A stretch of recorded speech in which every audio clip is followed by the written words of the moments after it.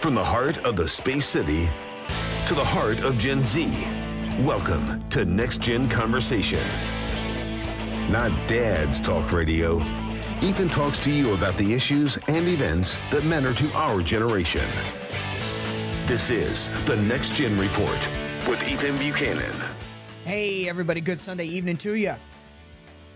Pleasure to be back with you. Thank you for tuning in or for clicking on the video wherever you're watching or listening. If you're watching, hey. If you're listening, stay tuned. Probably sometime tomorrow, the live recording of this will be available on YouTube or X or wherever. Just search Ethan Buchanan on YouTube or @ Ethan Buchanan on X, and you'll find me. I'm there.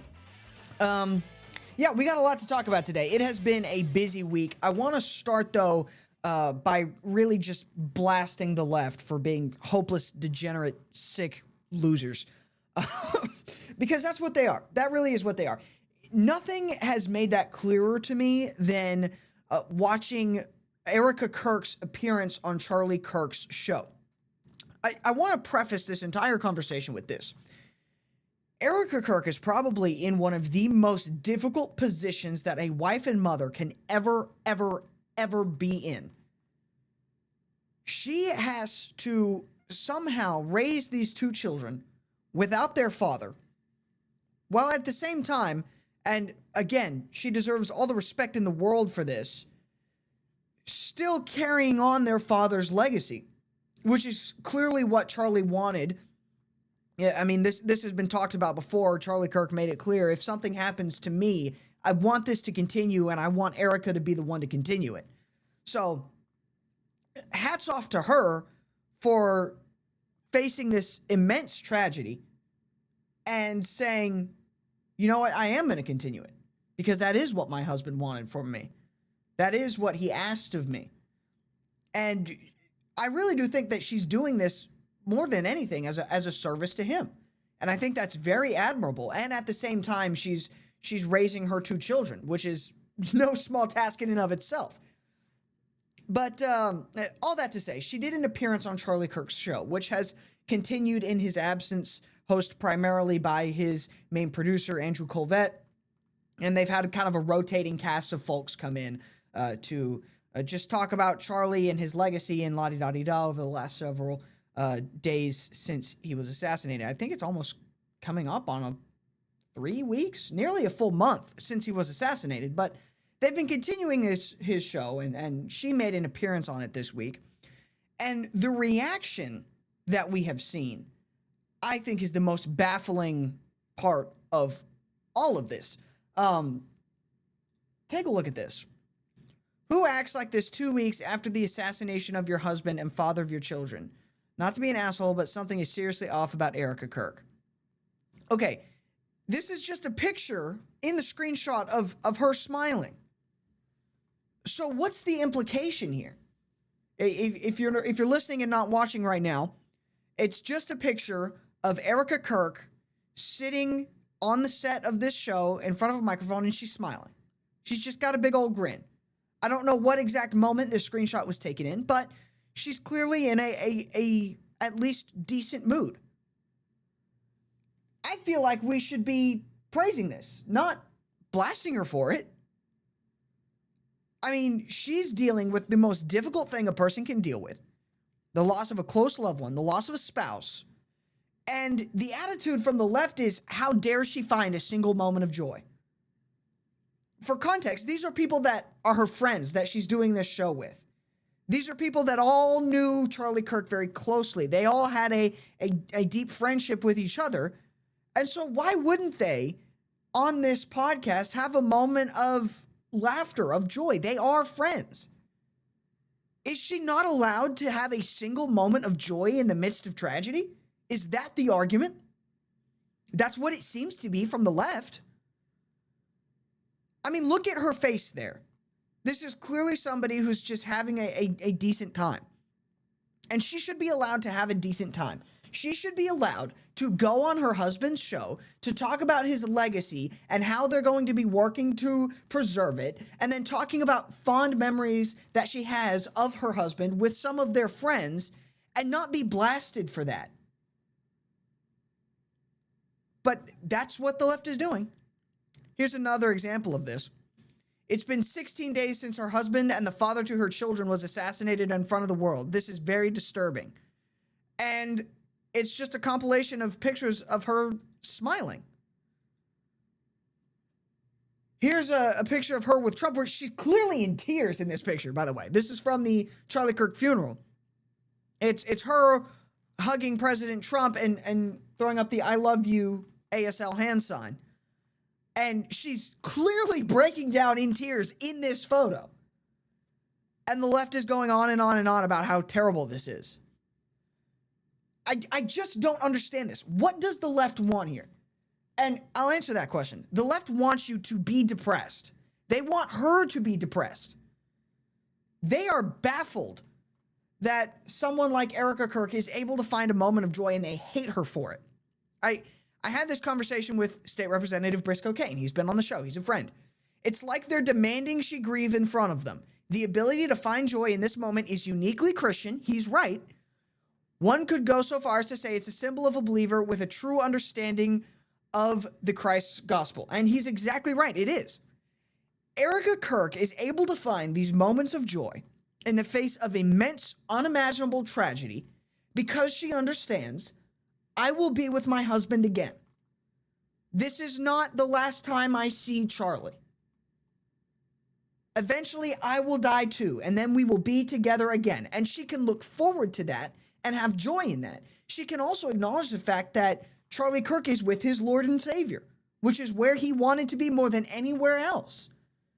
And she can be happy for him for that. Obviously, we grieve the loss of loved ones, but as the Bible says, we do not grieve as though with no hope. This is the face of a woman who clearly has hope. She has hope for the future. She has hope for her husband's legacy. She has, again, unimaginable strength, because regardless of how much hope you have, putting on this brave face and being this kind of figurehead for both her family and her husband's legacy can't possibly be easy. But again, the left is absolutely infuriated about this. They hate the fact that what they intended for evil, God is clearly using for good. And that's clearly the case. And they despise it. They do, because they're evil. They frankly are evil. All right, we got a great show coming up, a lot to talk about. Keir Starmer in England has been busy. ICE has been busy. We're going to dig into all of that coming up. So stay tuned. We'll be right back with more of the Next Gen Report.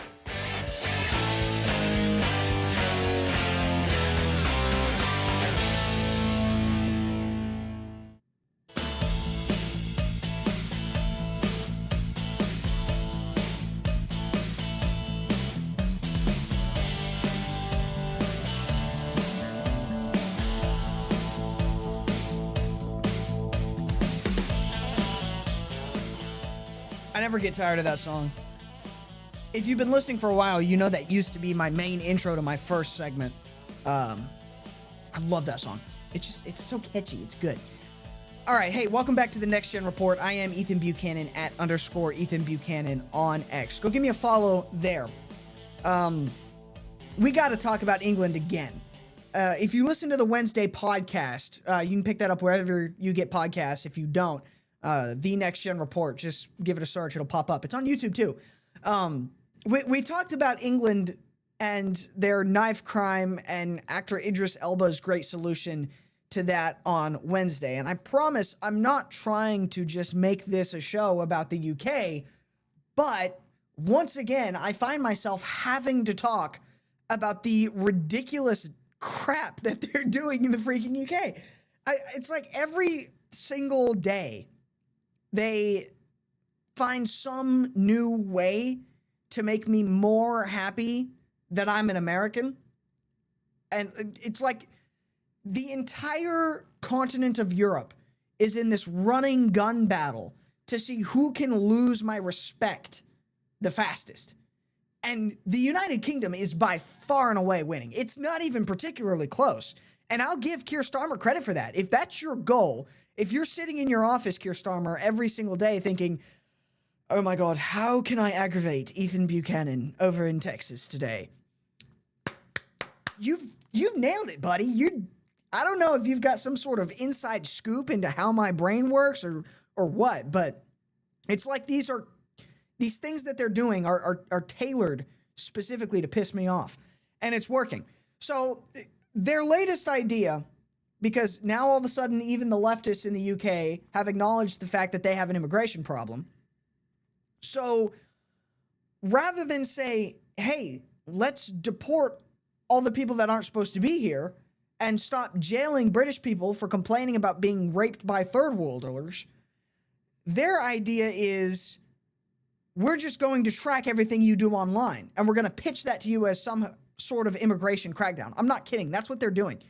Here is Keir Starmer announcing their new digital ID card, which is unbelievably Orwellian. And he's saying this is gonna solve the immigration problem because you won't be able to work without these digital ID cards. I don't know how he gets there, but here he is doing his best to get there. Take a listen to this absolute buffoon. And that is why today I am announcing this government will make a new free of charge digital ID mandatory for the right to work by the end of this Parliament. Let me spell that out. You will not be able to work in the United Kingdom if you do not have digital ID. It's as simple as that. Because decent, pragmatic, fair-minded people, they want us to tackle the issues that they see around them. And of course, the truth is, we won't solve our problems if we don't also take on the root causes, looking upstream to tackle poverty, conflict. All right, now I may be a radical right-winger, but I feel like the most pragmatic upstream solution to deal with all these issues is just deport these people. Maybe that's because I'm crazy, but I feel like it's probably not. Now, I will say, Nayib Bukele, who's the president of El Salvador, and I love him very much. I mean, I always said if I wasn't living in Texas, I'd probably want to live in Tennessee. At this point, if I wasn't living in Texas, I might just say screw it and go live in El Salvador because their president is amazing. I love him. And he called this out for what it is. And I got to be honest, I think Keir Starmer might be the Antichrist because of what Nayib Bukele said here. He quoted, I believe, Revelation. And he causeth all, both small and great, rich and poor, free and bond, to receive a mark in their right hand or in their foreheads. And no man might buy or sell, save that he had that mark and the name of the beast or the number of his name. So this is quoting Revelation, talking about the end times and the mark of the beast. And I gotta say, the parallel is pretty on point, Nayib. You kind of nailed it. You are not going to be allowed to work in the UK unless you have this digital ID that lets us track all of everything you do online. Here's why this is scary.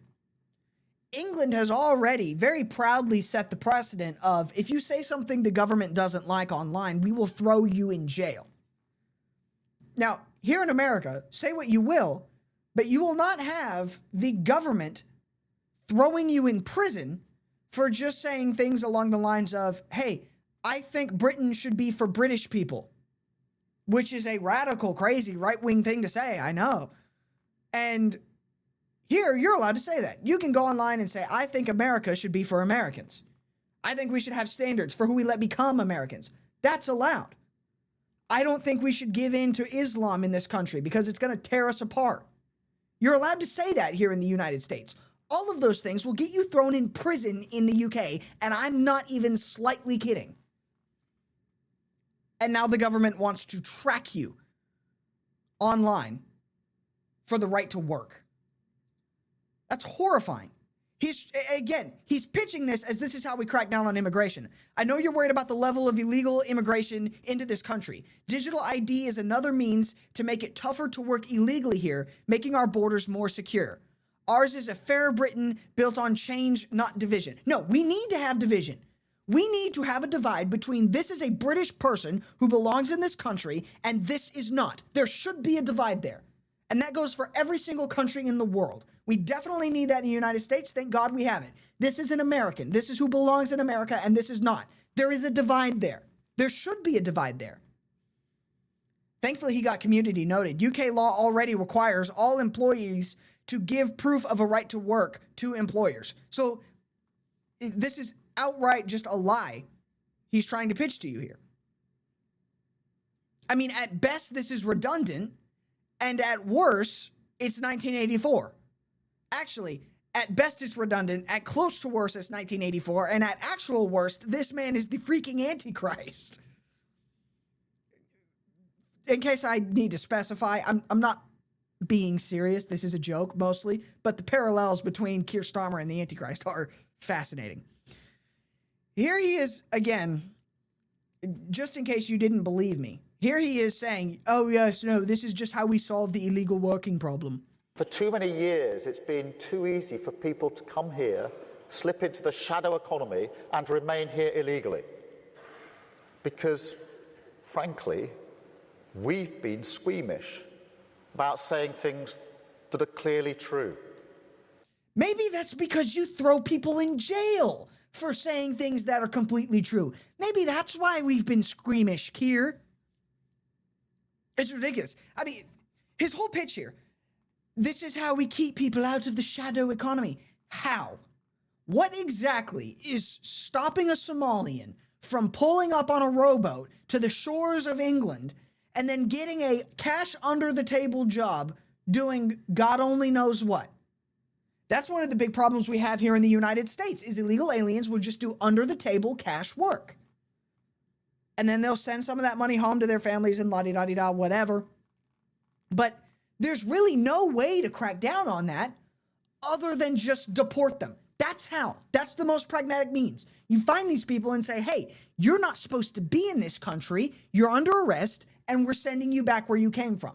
If you want to be pragmatic, that's how you be pragmatic. He doesn't want to be pragmatic. He wants to control you.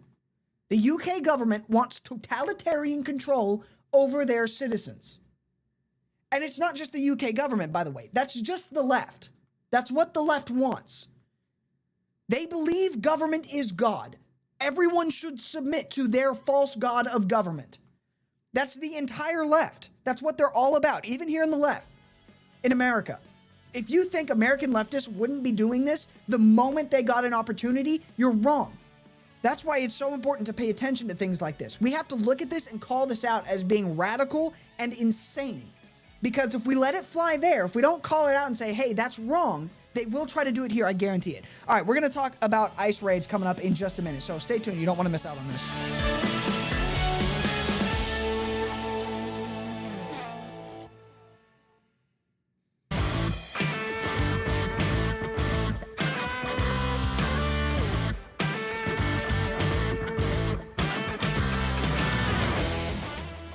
All right.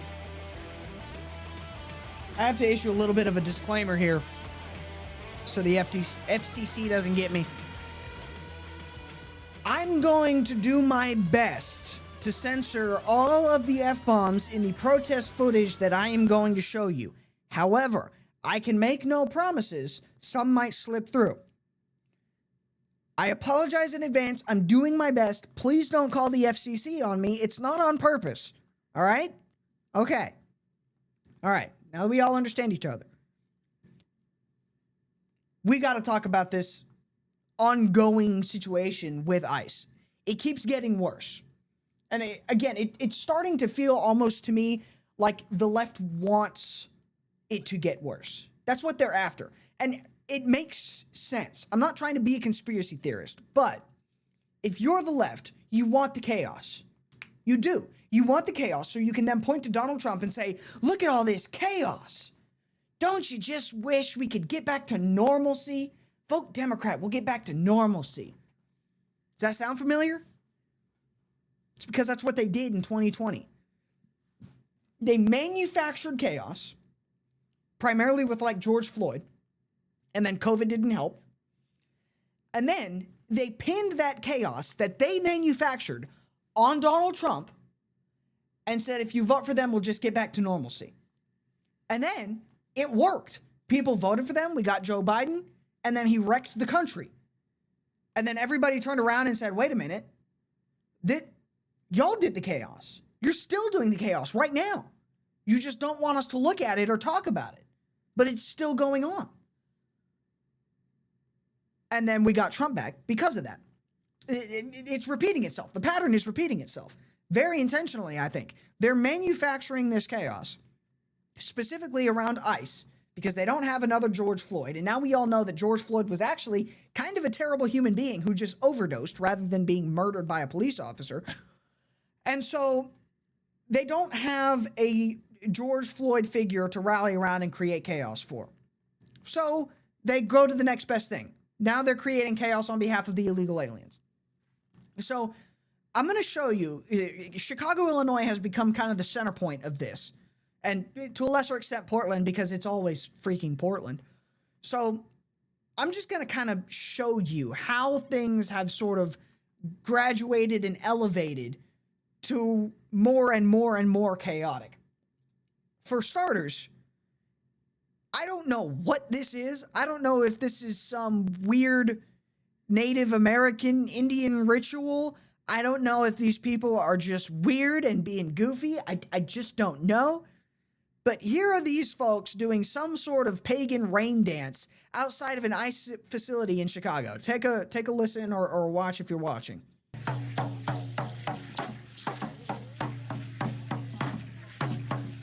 Pounding on the drum, doing the little dances. They've got some sort of sage or something smoking.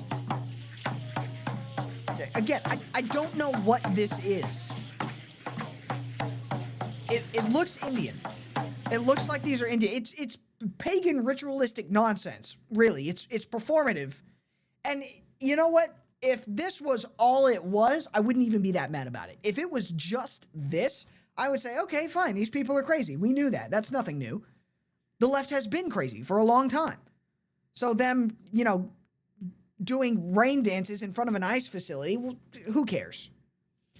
Here's the problem. It doesn't stop there. Believe it or not, that's the normalcy. That's the closest they get to normal. Here is some footage of what they're calling a protest. It's obviously just obstruction of justice, bordering on riots. This is criminal activity going on. This is the same ICE facility in Chicago, Illinois. Julio Rosas, I believe he's on the ground for Blaze Media, filming these things. So shout out Julio Rosas. And again, I'm saying it again so that you Karens listening to AM radio don't go call the station or the FCC. I am not trying to broadcast an F-bomb. I am going to do my best to censor the F-bomb. But this is a crowd. There are people shouting and screaming. The FCC does provide for that. I read the guidelines, okay? If one slips through, that's allowed. All right. Here is a bunch of protesters. This is an ICE vehicle trying to leave the facility, and they're just blocking the road. The ICE vehicle has to just slowly keep going, forcing them back, and all the while, they're pounding on this vehicle, trying to block it, and sneering and jeering. Take a look at this. I believe that we will win. I believe that we will win. I believe that we will win. I believe that we will win. Whose streets? Whose streets? Our streets. Whose streets? Our streets. Whose streets? Our streets. Whose people? Our people. Whose people? Our people. So yeah, they're pounding on this vehicle. They're chanting. They won't let it go. It just has to slowly keep driving down the road. You're not allowed to do that. I cannot. This is obstruction of justice at the very, very least. But it gets even worse from there. Again, these people know no bounds. All they can do is make things worse. Here they are. It escalated again to the point of the ICE agents had to start shooting pepper balls and pepper spraying these people just to get this vehicle through the crowd.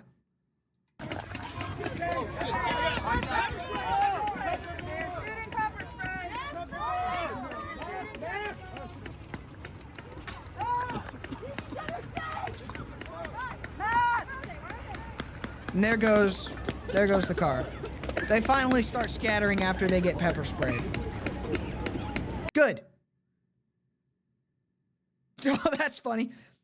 Here's a picture. If this is another reason, if you're listening on the radio, on Monday, go to my X feed. We'll have this uploaded, the whole recording. You can see it.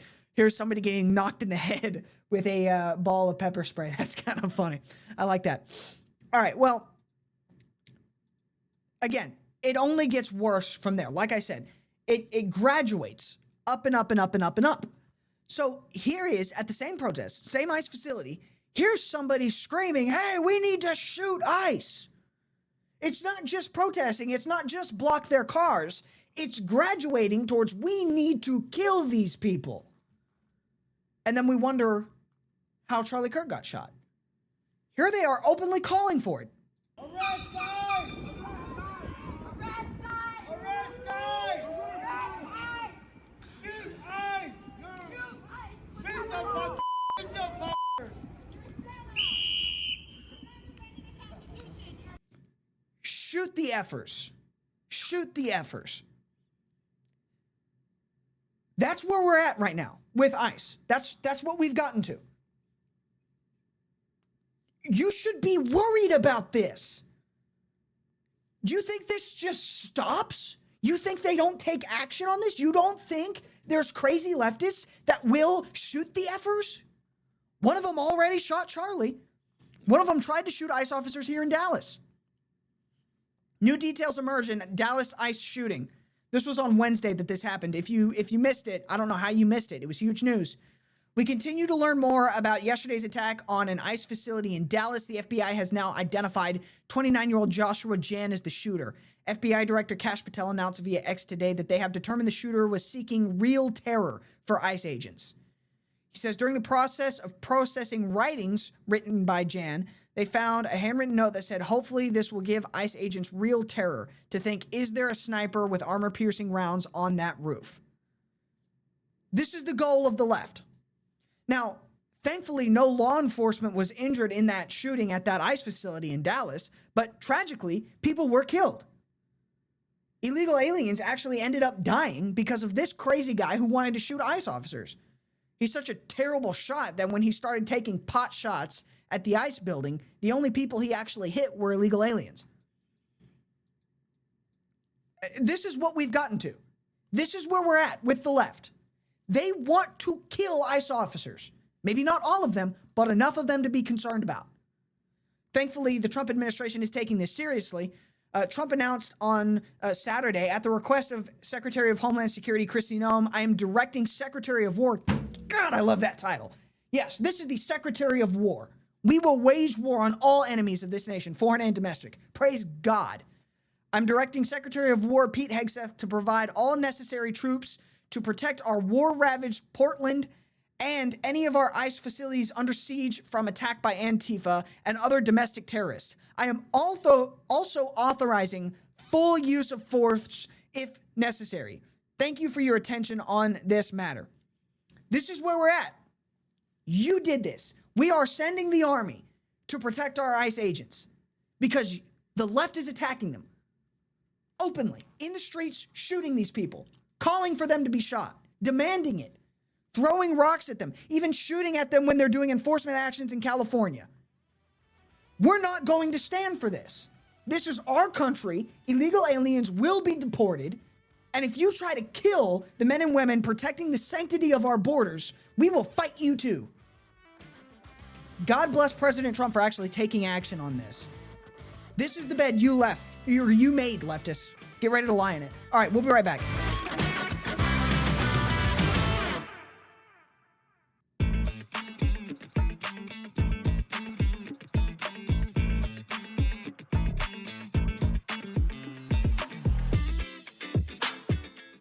All right, let's lighten things up a little bit. Let's talk about Kamala Harris. Just because it's fun, it's silly, she's kind of stupid, so we can just point and laugh at her. Just end the show on a more jovial note. Because let it never be said that I'm all doom and gloom. I'm a lot of doom and gloom. I'm a very doomy, gloomy person, but I like to think of that as just realism. And the realistic situation is we're kind of in a bad spot nationally, just in terms of our massive cultural divide and rift and the fact that the left wants to tear the country apart and it's kind of working. But anyway, all that to the side for a minute. Let's talk about Kamala Harris making a fool of herself. She is very, very desperate to maintain relevancy. She does not want to be relegated to the ash heap of history, which is filled with a million other people who also didn't quite win an important office. That's where she's headed right now. She doesn't want to go there. She doesn't want to be just another Tim Kaine, another Hillary Clinton, any other number of failed presidential or vice presidential candidates that nobody actually cares about. So, in an effort to maintain her relevancy, she has written this book. Now, this may have killed her entire political career. I'm going to be honest. She may have made things even worse because this book is horrible. And the press tour that she's going on to promote the book is horrible. She's not doing herself any favors by doing any of this, but she's doing all of it, and she's doing all of it 100%. So let's dig into this a little bit. First, I want to show you an excerpt from the book, just to give you an idea of how god-awful this book is. This is actually in the book. This is a quote from the book. I wish I could have gotten the message across that there isn't a distinction between they, them, and you. The pronoun that matters is we. We the people. And that's who I'm for. What does that even mean? And this is why I don't think that she used a ghostwriter, because this is exactly the type of cornball garbage that she was feeding voters on the campaign trail. It's about we together, the people, and I am for you. They, them, and love, and we the people together. Shut up. It's so stupid. It's so stupid. Words can't describe how stupid this is. But that's her book. She put that in the book. Nobody made her put that in the book. She didn't have to. She put that in the book. And by the way, crap like that is exactly why Ted Cruz is in the Senate right now.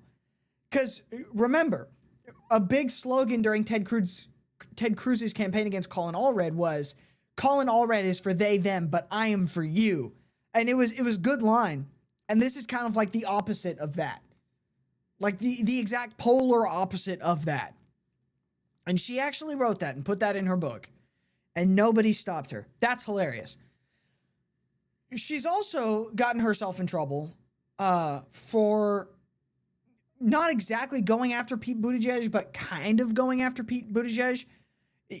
She admitted something that we had all kind of known, that Pete Buttigieg was one of her go-to candidates for vice president. But she ended up going with Tim Walz. And the reason she went with Tim Walz instead of Pete Buttigieg, who was the Secretary of Transportation, he's gay, by the way. That's why he's important. That's it. That's the whole reason he's important. It's because he's gay. So she accidentally admitted in this book that the reason she didn't pick him was because he's gay. I'm not kidding. She literally said that. Here's from The Atlantic, quoting the book. Buttigieg, quote, would have been an ideal partner if I were a straight white man. I don't understand how that factors in here. We were already asking a lot of America to accept a black woman married to a Jewish man. Part of me wanted to say, screw it, let's just do it. But knowing what was at stake, it was too big of a risk. So the point she's saying here is, because I am a black woman who's also an Indian, who's also and I'm married to a Jewish man, I can't have Pete Buttigieg be my VP. It's just too risky. That's too much diversity. I want this amazing, diverse presidential ticket, but the American people aren't ready. It's a way of saying, actually, I'm way holier than you, and also I have to discriminate against Pete Buttigieg because he's gay. That's kind of what she's saying here.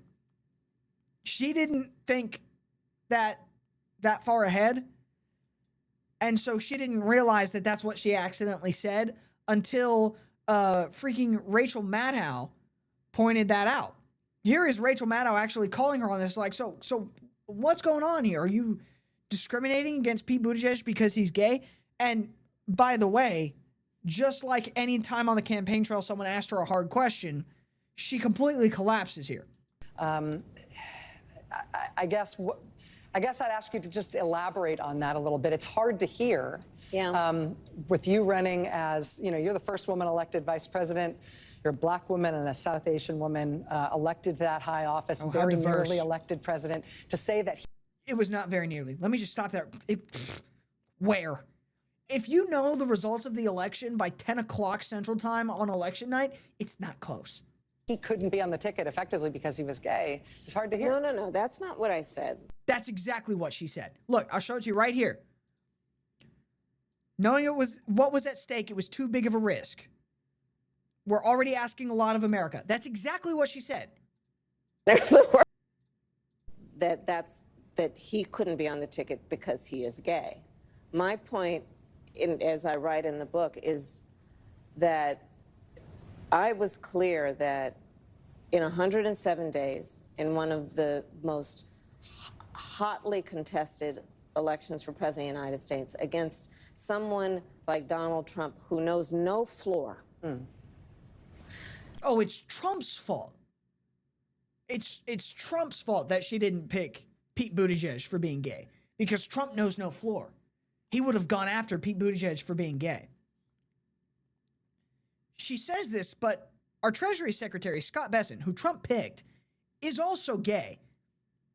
So the idea that, Trump would have just ran wild with this, so we can't pick him. It's for Pete Buttigieg's safety. I don't buy that.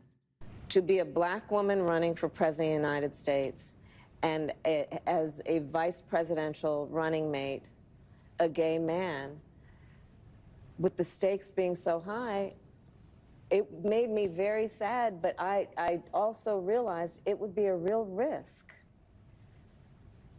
No matter how, I've been an advocate and an ally of the LGBT community my entire life. So it wasn't about any prejudice on my part, but that we had such a short period of time.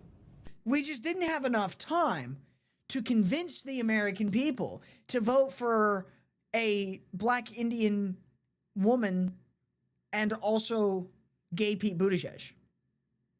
That plus Pete Buttigieg isn't overly popular. Nobody really likes the guy. He has no personality. He's not a particularly effective politician, which is why when he ran for president, he got clobbered. All that to the side, none of this makes any sense. She just did not defend her point well. She essentially, like Colin Wright points out in his comment on this clip, she basically just denied what she said in her book and then said, no, here's why I said this in my book. What are you talking about, lady? You're an idiot. You're an idiot. She is. Vice President J.D. Vance understands this. Here he is basically saying, no, Kamala Harris makes everybody dumber. Problem is not that Kamala's campaign was too short, it's that it was too long. That when people actually listened to what she had to say, her polling went down and down and down. I think that if we had a 150-day campaign, we probably would have had 3 additional Republican senators, and Donald Trump would have won by an even bigger landslide, because the more people know about Kamala Harris, the more they realize there's no substance there.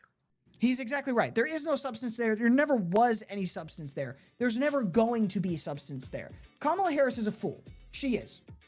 And you know what? Go ahead. Keep talking, Kamala, because it'll make it easier for us to beat you next time you run for office. That's all I've got for you today. Thank you very much for listening. Go follow me on X @_Ethan Buchanan. We'll have the video if you're listening right now. Go watch it on Monday when we post it. Thank you very much. We'll see you next Sunday at 7 p.m.